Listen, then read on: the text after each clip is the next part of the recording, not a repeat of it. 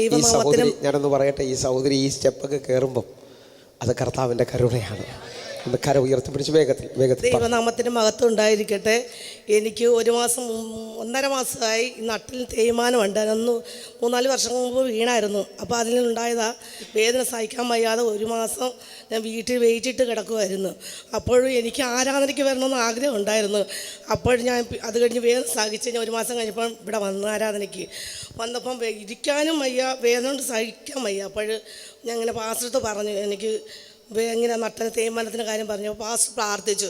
പിന്നെ ആഴ്ച വന്നപ്പോഴും ഇതുപോലെ വേദന കുറഞ്ഞു.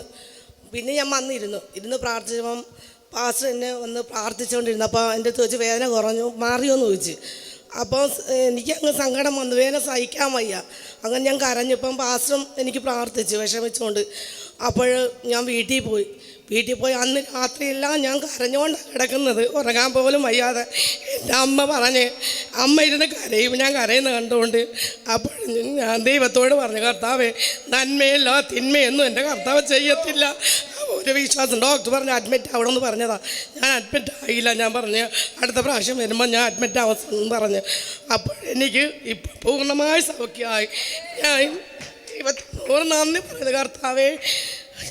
ആമേൻ. സിസ്റ്ററിനെ ആദ്യ ദിവസം ഇവിടെ 3 പേര് പിടിച്ചുകൊണ്ടാണ് വന്നത്.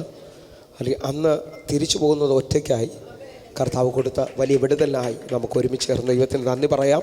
ഒരുമിച്ചൊന്ന് കർത്താവിന് നന്ദി പറഞ്ഞ്, കർത്താവ് ഓപ്പറേഷൻ കൂടാതെ അഡ്മിറ്റ് ആകാതെ കർത്താവ് അതിനകത്ത് അത്ഭുത സാക്ഷ്യം അയച്ചതിനായി